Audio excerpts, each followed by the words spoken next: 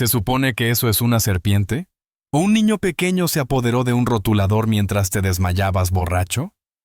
La voz atravesó el zumbido sordo de los servidores dentro del centro de comando y control naval. Era una sala estéril con luz azul, el centro neurálgico de la base, llena de millones de dólares en equipo y hombres que se creían los más inteligentes del planeta. Harold Beck no levantó la vista. Mantenía la vista fija en la pulidora, con las manos firmes en el mango vibrante, guiando la máquina en un arco lento y rítmico sobre el lenóleo. A sus 82 años, Harold había aprendido que el silencio era a menudo la respuesta más fuerte que uno podía dar. Pero hoy, el silencio parecía solo provocar al hombre que estaba detrás de él. «Oye, te estoy hablando a ti, papá», pregunté por esa tinta. El teniente comandante Vance apareció en la visión periférica de Harold. Vance era joven para su rango. Un hombre que vestía su uniforme con la impecable nitidez de quien había pasado toda su carrera en salas con aire acondicionado, librando guerras en pantallas. Sostenía un vaso de café de poliestireno en una mano y con la otra señalaba el antebrazo de Harold con un dedo bien cuidado. Harold detuvo la máquina. El repentino silencio del motor pareció absorber el aire de la habitación. Enderezó la espalda lentamente, sintiendo el familiar crujido de las vértebras que habían soportado demasiado peso durante tantos años. Se miró el brazo. El tatuaje en cuestión estaba descolorido. La tinta se había filtrado en la piel de papel crepé de la cara interna del antebrazo. Para el ojo inexperto, parecía un desastre irregular y sin sentido. Un diamante negro atravesado por un rayo torcido con 3 puntos desiguales distintivos debajo. Era feo. Era tosco. Parecía trabajo de prisión. «Es solo una marca, señor», dijo Harold con voz áspera pero suave. Volvió a agarrar el mango del pulidor, listo para seguir adelante. «Solo un recordatorio». ¿Un recordatorio de qué? ¿Malas decisiones? Vance se rió, mirando a los 2 enens jóvenes que lo flanqueaban. Se rieron entre dientes en Q, aunque una de ellas, una joven llamada Enen Miller, apartó la mirada, fija en el mapa digital que se mostraba en la pared principal. «Sabes, tenemos normas sobre la apariencia profesional en la cubierta de mando», continuó Vance, acercándose y bloqueándole el paso a Harold.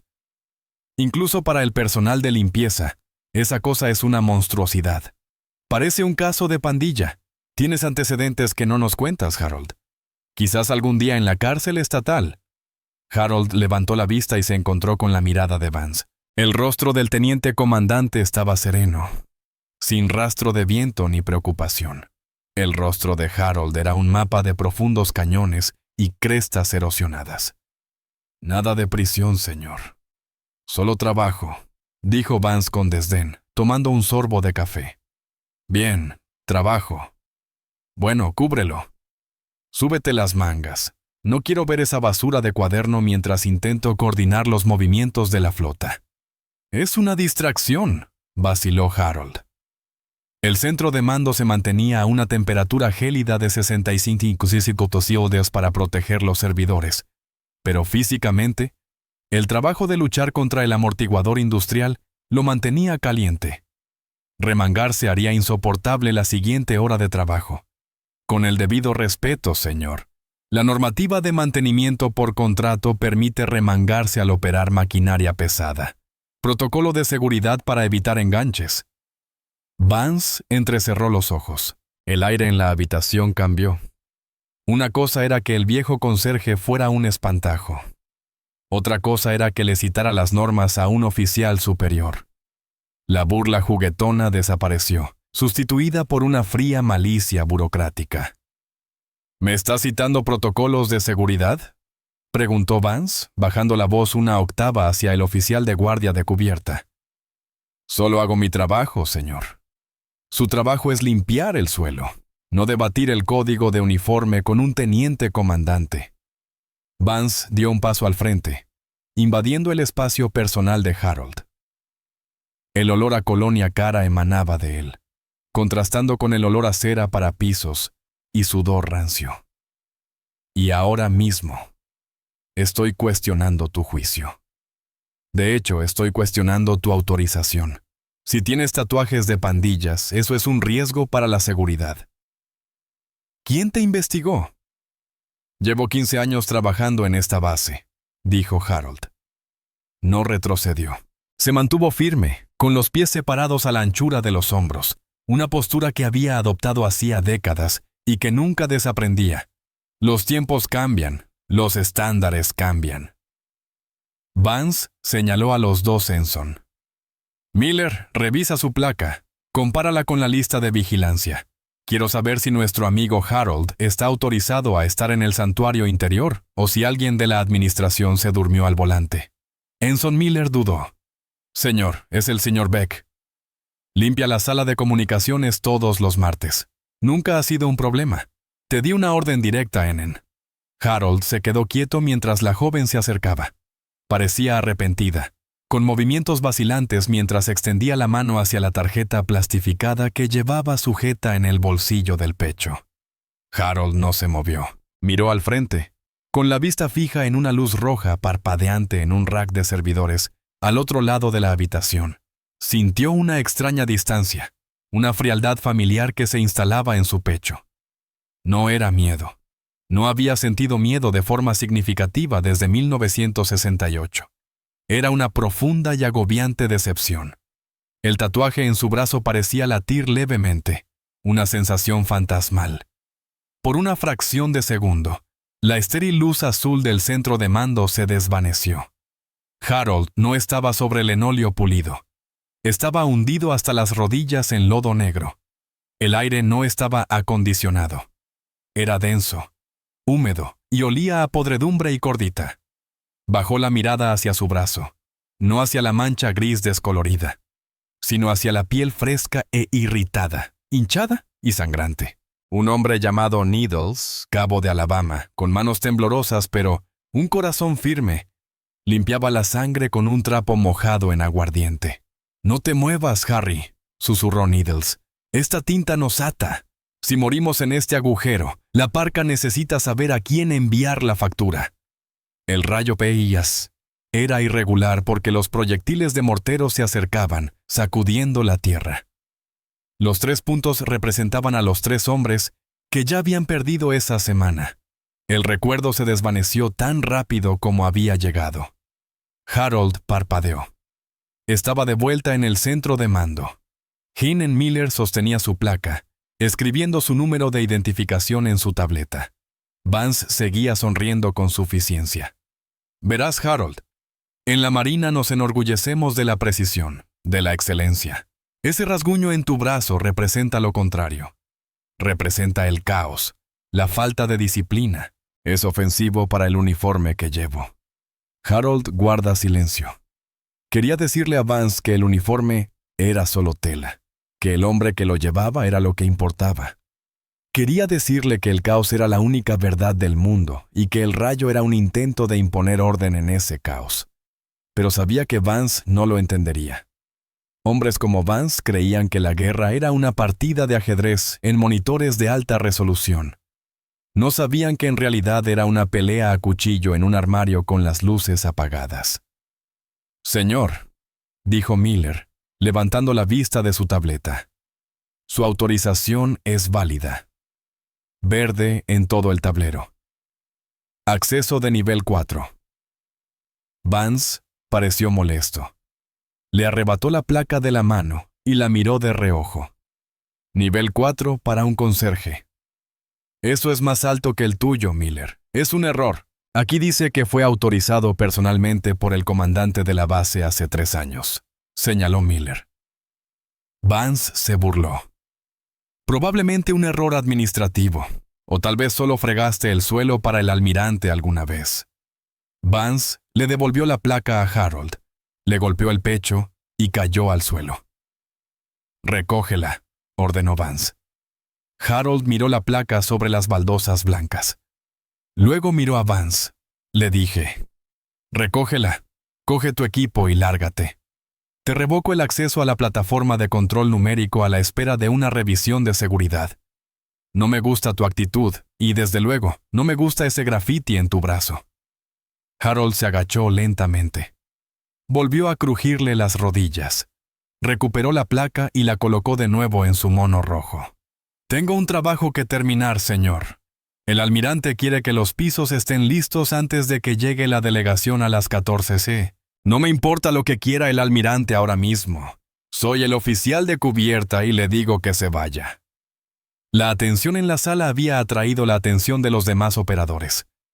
Hombres y mujeres en las consolas se habían girado en sus sillas giratorias, observando el espectáculo. La mayoría parecía incómoda. Intimidar a un anciano era una bajeza, incluso para Vance, pero nadie dijo nada. El rango era una pesada manta que sofocaba el descenso, excepto para una persona. En un rincón de la sala, una contratista informática civil llamada Sarah había estado reemplazando un disco duro. Había dejado de trabajar hacía 5 minutos. Había visto a Harold todos los martes durante 2 años.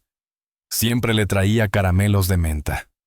Nunca hablaba mucho, pero siempre preguntaba por sus hijos. Vio a Vance lanzar la placa. Vio al anciano agacharse y sintió un ardor en el estómago que no tenía nada que ver con los camareros. Sacó su teléfono del bolsillo. No era militar. No estaba bajo la jurisdicción del USMG de la misma manera. Le envió un mensaje a un contacto que tenía guardado simplemente como Mayor Lewis, enlace de seguridad. Problemas en la CNC. Vance está abusando del señor Beck. La cosa se está poniendo fea. Lo está echando por un tatuaje. Pulsó enviar y se levantó. ¿De verdad es necesario, comandante?, preguntó Sarah con voz ligeramente temblorosa. Solo hace su trabajo. Vance se dio la vuelta. Manténgase en su carril. Soporte técnico. Es un asunto militar sobre normas de uniforme y seguridad. Es un viejo con un trapeador. Vance está siendo cruel. El rostro de Vance se endureció. Ya basta. Una palabra más y haré que te escolten con él. Se volvió hacia Harold, quien no se había movido hacia la puerta. ¿Estás sordo, viejo? Dije que te movieras. Harold suspiró. Era un sonido profundo y resonante que parecía provenir del fondo de un pozo. No puedo irme, señor. El amortiguador es pesado. No puedo bajarlo solo por las escaleras, y el ascensor de servicio está averiado. Necesito terminar el cuadrante para guardarlo en el armario. No me importa si tienes que cargarlo a la espalda. ¡Fuera! Vance extendió la mano y agarró el hombro de Harold, clavándose los dedos en la tela suelta del mono. Fue una escalada física, una extralimitación. La reacción de Harold fue instintiva. No devolvió el golpe. Simplemente cambió su peso, bajando su centro de gravedad y girando el hombro ligeramente. La mano de Vance resbaló como si hubiera intentado agarrar un palo engrasado. Harold permaneció completamente inmóvil, con las manos apoyadas en el mango del pulidor. «No me toques, hijo», dijo Harold. El señor se había ido. La voz ya no era grave, era de granito. Vance se tambaleó hacia atrás, con el ego más herido que la mano. Miró su mano y luego a Harold, con los ojos abiertos por la sorpresa y la rabia. Acabas de agredir a un oficial superior», balbuceó Vance, alzando la voz hasta convertirse en un grito. «Me quedé quieto», dijo Harold con calma. «Perdiste el equilibrio. Eso es todo». Vance se quitó la radio del cinturón. «Maestro de armas, a la cubierta de mando. Tengo un no combatiente hostil. Posible intoxicación. Necesito que me retiren y me detengan de inmediato». La sala quedó en silencio sepulcral. Llamar al maestro de armas para denunciar a un conserje de 80 años era una locura. Era un suicidio profesional. O debería haberlo sido. Pero Vance estaba demasiado perdido, bajo la adrenalina de su propia vergüenza. Harold ni se inmutó. Simplemente volvió a mirar el tatuaje en su brazo, el rayo, el diamante, los puntos. Valió la pena, pensó. Si así termina, siendo arrastrado por la policía militar, que así sea. He pasado por cosas peores. A kilómetros de distancia, en el lujoso pasillo alfombrado del edificio del cuartel general, Las puertas del ascensor se abrieron y salió el capitán Julian Iron Sterling, del Cuerpo de Marines de los Estados Unidos. Era un hombre imponente. Su pecho estaba cubierto de cintas que contaban la historia de Fallujah, Marger y lugares desconocidos para el público. Estaba flanqueado por 2 sargentos de artillería y un capitán de la Marina. Se dirigían al centro de comando y control para la sesión informativa programada. El teléfono de Sterling vibró en su bolsillo. Era un mensaje reenviado del mayor Lewis, quien sabía que Sterling se dirigía a ese lugar exacto. Atención, situación en el CNC. Un oficial que acosaba a un miembro del personal de edad avanzada dice que el tipo tiene un extraño tatuaje de un diamante y un rayo. Sterling se detuvo. Los sargentos de artillería se detuvieron al instante, percibiendo el cambio de postura de su líder. El capitán de la Marina miró hacia atrás. «¿Algo anda mal, Julian?» Sterling miró la pantalla del teléfono. La descripción era específica. Diamante, rayo, 3 puntos. No era un diseño común. No era algo que se pudiera sacar de la pared en un salón de tatuajes de San Diego. Era un parche de unidad de marcador de bajas de un pelotón de reconocimiento profundo específico que operaba en el Valle de Asia en 1968. Una unidad que técnicamente no existió en teoría durante 20 años. Una unidad conocida como los Caminantes Fantasma. Solo había 12 hombres en esa unidad. Solo 4 regresaron a casa. Sterling lo sabía porque su padre había sido el operador de radio de ese pelotón. Su padre había muerto hacía 6 años, pero había dibujado ese símbolo en servilletas durante la cena miles de veces. Le había contado a Julian las historias de los hombres que lo portaban. En concreto, la historia del líder del equipo. El hombre al que llamaban el espectro. El hombre que había cargado al padre de Julian durante 6 kilómetros con un tobillo destrozado a través de las líneas del EBN. Sterling miró al capitán de la Marina. «Tenemos que ir a la sala de control numérico ya». «¿Por qué?» «¿Qué pasa?» «Alguien está a punto de cometer el peor error de su vida», dijo Sterling en voz baja y amenazante. En el centro de mando el aire era tóxico. Vance caminaba de un lado a otro, esperando a los policías militares. Harold estaba apoyado contra la pared, con los brazos cruzados, con el tatuaje ofensivo a la vista. «Te vas a arrepentir de esto», espetó Vance. «¿Crees que puedes faltarle al respeto a la cadena de mando?» «Respeto el rango», dijo Harold en voz baja. «Estoy forcejeando con el hombre que lo lleva». Vance se abalanzó de nuevo, perdiendo el control. «Voy a...» Las puertas dobles del fondo de la sala se abrieron de golpe con una fuerza que hizo vibrar las mamparas de cristal. «¡Atención a cubierta!», rugió uno de los sargentos de artillería. El volumen era absoluto, no era una petición, era una detonación. Todos en la sala se pusieron firmes, las sillas giraron, las columnas se enderezaron.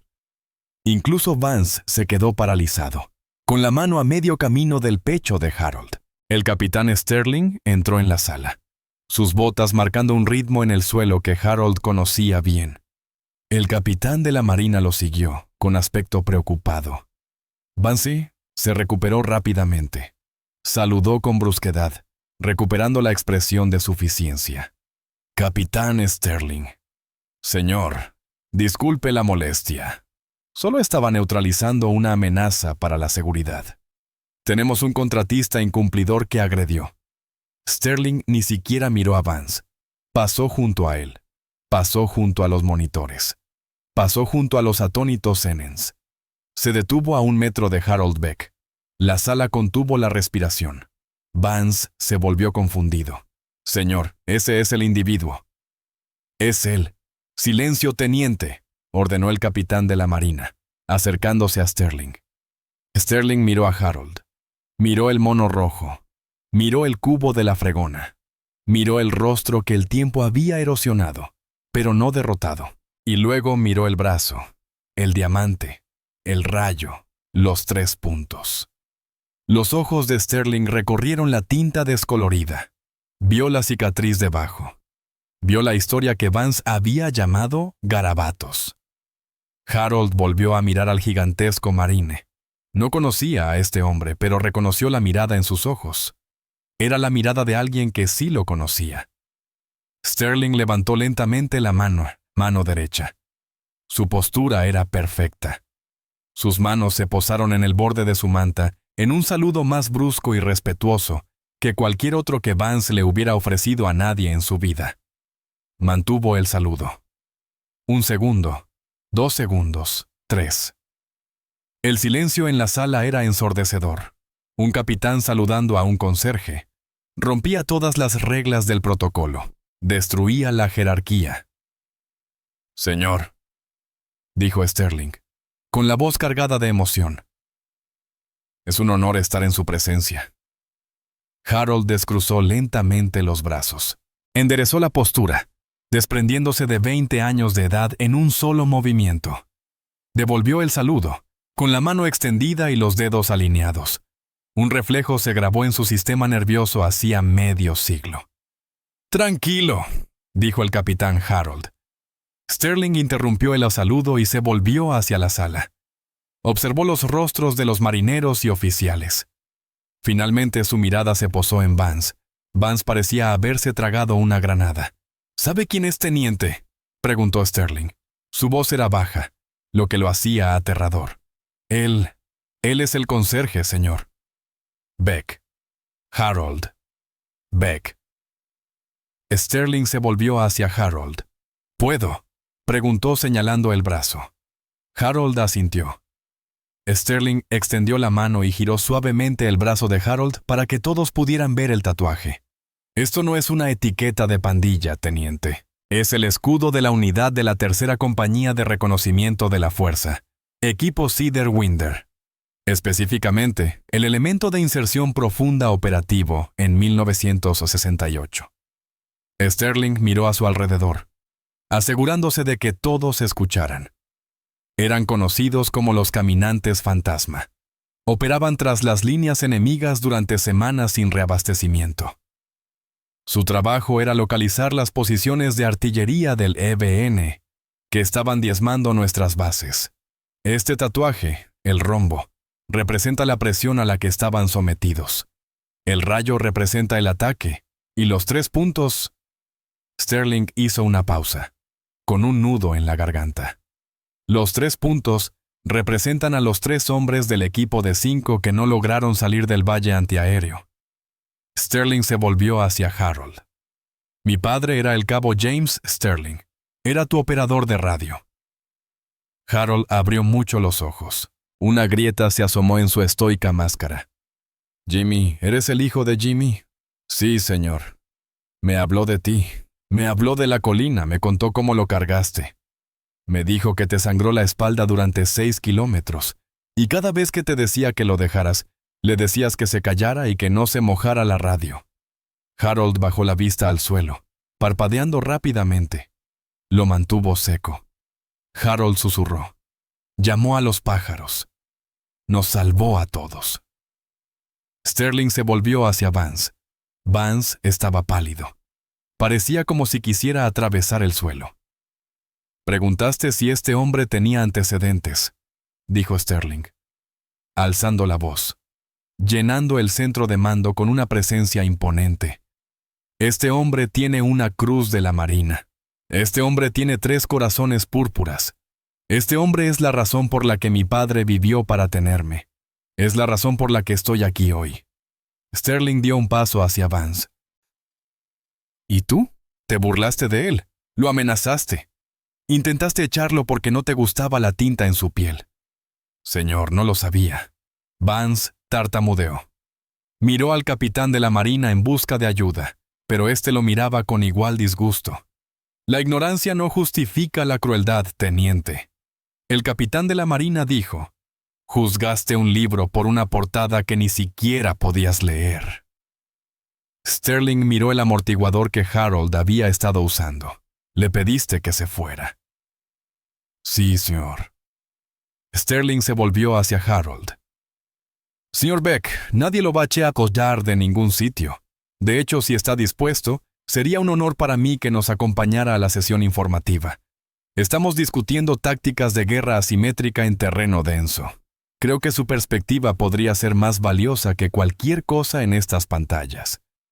Harold miró el pulidor y luego a Sterling. Tengo que terminar el piso, capitán. Al almirante le gusta que brille. Tenemos gente para eso, intervino el capitán de la marina. Ensign Miller. Sí, señor. Miller se levantó de un salto. Termine el piso. Miller no lo dudó. Prácticamente saltó por encima de su escritorio. Sería un honor, señor. Tomó el mango del pulidor de manos de Harold. Ella le sonrió, una sonrisa genuina y radiante. Gracias por su servicio, señor Beck. Harold se miró las manos, libres de la máquina por primera vez en horas. Miró a Vance. El teniente se encogía, buscando un agujero por donde meterse. Harold se acercó a Vance. La sala se tensó, esperando un golpe, o al menos un grito. Harold se detuvo a un paso de Vance. Habló en voz baja para que solo Vance y Sterling pudieran oírlo. Tienes buenas botas, hijo. Manténlas limpias. Pero no olvides que el barro es donde se trabaja. Y los hombres en el barro no parecen carteles. Se parecen a mí. Harold se dio un golpecito en el pecho justo encima del corazón. El respeto no se trata de las rayas del cuello. Se trata de cómo tratas al hombre que te limpia las botas. Vance bajó la mirada. Sí, señor. Harold se volvió hacia Sterling. Te pareces a él, ¿sabes? Jimmy. La misma barbilla. Sterling sonrió. Una expresión genuina poco común. Espero ser la mitad de hombre que él. Lo estás haciendo bien, dijo Harold. Sterling señaló la puerta. Después de usted, señor. Harold Beck, el conserje con el tatuaje de la prisión, se ajustó el mono. Pasó junto a las filas de técnicos atónitos, junto a los servidores parpadeantes, y se dirigió a la salida. El capitán de los marines caminaba un paso detrás de él, a su derecha, en actitud de deferencia. Al cruzar el umbral, la imagen del tatuaje pareció destellar en la mente de Harold por última vez. El calor de la selva, el olor a lluvia, la aguja hundiéndose en la mezcla de ceniza y pólvora. Jimmy sujetando el brazo con firmeza. «Quieto, Harry, esto va a doler». Harold apretando los dientes. El dolor es solo información. Jimmy, termínalo. El diseño tomando forma en su piel.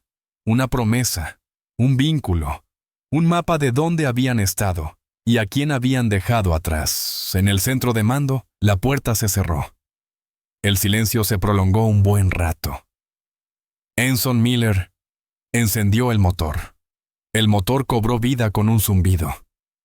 Empezó a limpiar el suelo donde había estado el héroe, guiando la máquina con cuidado y respeto sobre las huellas invisibles de un gigante.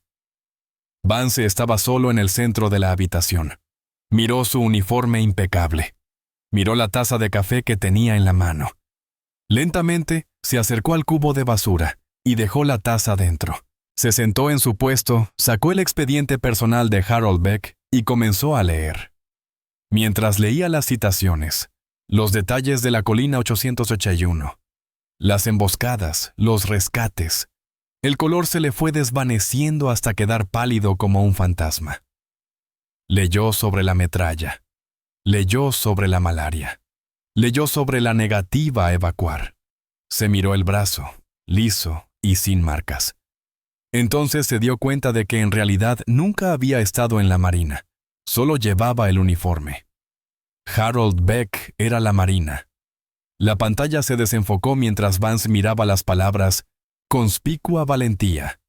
Afuera, en el pasillo, Harold y Sterling caminaban uno al lado del otro.